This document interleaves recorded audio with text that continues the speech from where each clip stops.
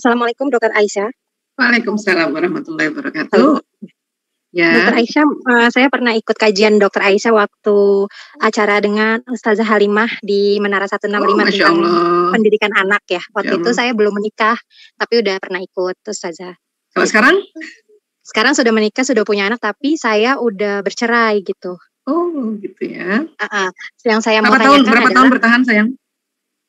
saya cuma 4 bulan waktu itu, karena suami saya itu lebih menuruti kata orang tuanya. Jadi perkara untuk pernikahan waktu itu permasalahannya cuma karena saya nggak pernah masak, bukan nggak pernah, tapi jarang masak karena kan saya masih bertinggal sama orang tua saya, gitu. Terus suami saya tuh disuruh orang tuanya menceraikan saya gitu. Nah, suami saya tipe anak penurut gitu, jadi dia ya nurutin apa kata orang tuanya seperti itu. Jadi kita berpisah setelah 4 bulan menikah, tapi waktu itu saya sedang hamil, jadi ditunda sampai melahirkan. Tapi suami saya tuh nggak mau mengakui anaknya karena menurut dia hasil tes saya itu negatif. Sedangkan saya sudah membawa hasil semua dari dokter juga bahwa memang benar hamil gitu. Waktu saat sidang perceraian pun saya udah mengajukan ke hakim untuk tes DNA aja, tapi beliau tidak mau gitu.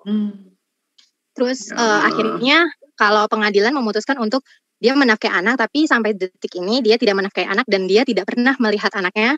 Bahkan saya lahiran pun dia nggak menemani gitu, karena memang menurut dia saya nggak hamil gitu ya. Sampai menuduh dengan macam-macam lah gitu.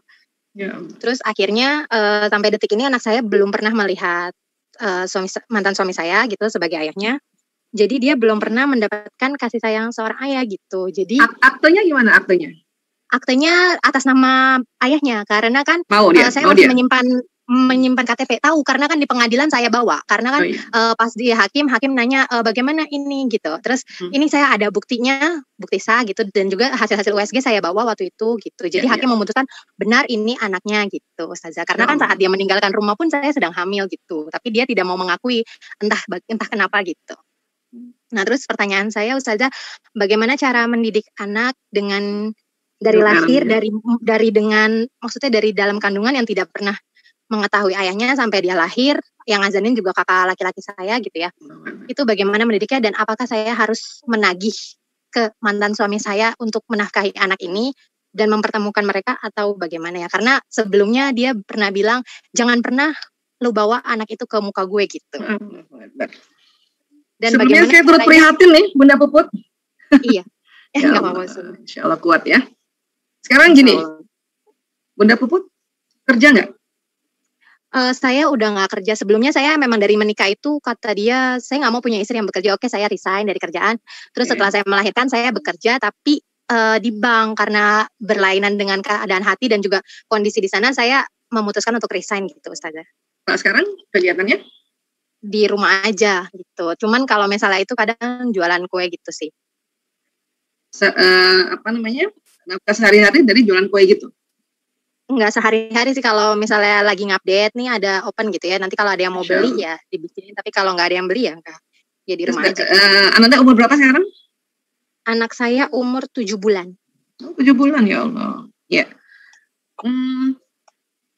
Apa perasaan Bunda Puput sekarang terhadap mantan suami ini? Kalau sekarang sih udah biasa aja ya. Tadi kalau dulu pas lagi hamil mungkin karena hormon orang hamil ya lebih kesel, sedih gitu, pengennya kenapa sih nggak bisa dipertahankan, ini tuh lagi hamil anak lu loh gitu. Tapi dia kan nggak mau mengakui, bahkan saat saya hamil dan belum ada gugatan cerai dari beliau sudah jalan dengan perempuan lain gitu. Ya. Ini dulu ketemunya gimana ini? Cari sendiri atau dipertemukan atau gimana? Enggak, ketemu sendiri, terus dia memang sudah mau menikah dan saya juga mencari yang mau menikah gitu ya. Jadi udah sama-sama pengen menikah, ya sudah menikah, dan orang tuanya pun waktu saat itu setuju. Tapi setelah setelah acara pernikahan kami, dia orang tuanya menuduh yang bukan-bukan kepada keluarga saya gitu saja, sampai dibilang keluarganya Puput tuh main dukun, kamu hati-hati kalau makan di sana. Padahal itu semua nggak terbukti dan nggak pernah sama sekali. Jadi disuuzonin seperti itu, saya juga nggak ngerti kenapa kayak gitu. Tapi Bunda Puput sekarang sudah menerima ya? Sudah di level menerima? Menerima perceraian iya, cuman kalau untuk perbuatan dia sama anak saya kayak masih nggak bisa terima gitu, kayak kasihan anaknya gitu, kayak ada perasaan bersama gitu sih ke anak. Saya bisa paham itu ya.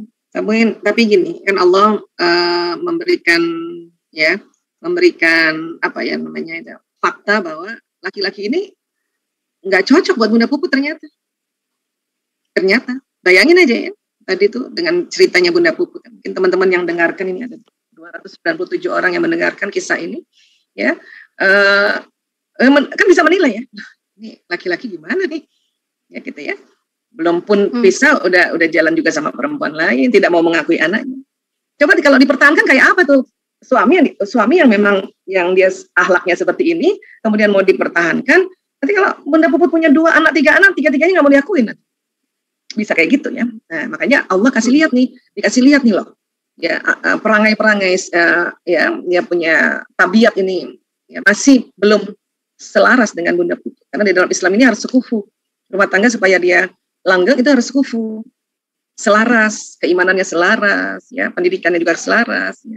Kemudian perekonomian juga selaras, seperti itu gitu.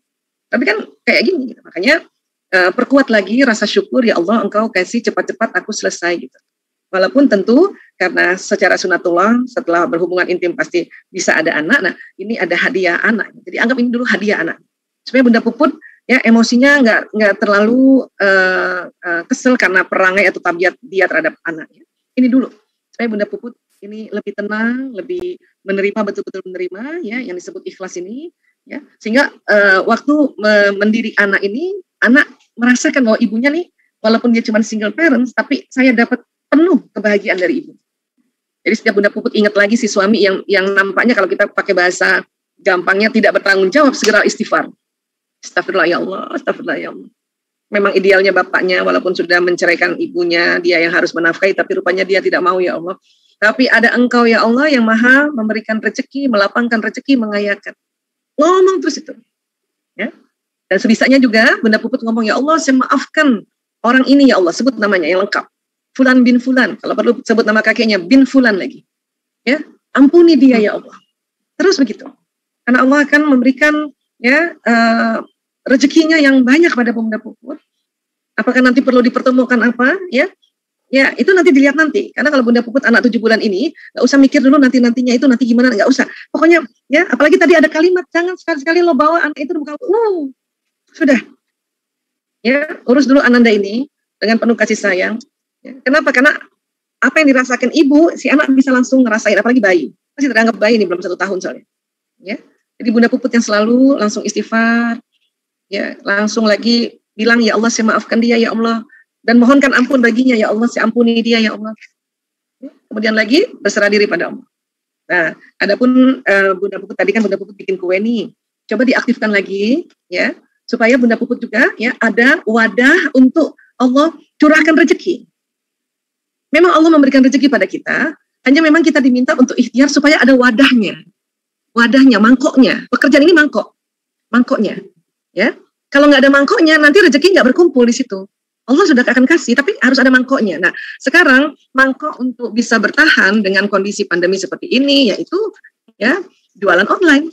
Bunda Puput tadi mengatakan bikin kue, mungkin bukan Bunda yang bikin, atau misalnya ambil dari agent dan jual. Itu diperkuat lagi, Bunda. Mudah-mudahan sahabat-sahabat kita ada sekitar 295 yang dengar ini, cobalah bantu Bunda Puput, pesanlah kue padanya, ya Allah. Punya anak 7 bulan, ditinggalkan suami yang semena-mena seperti ini.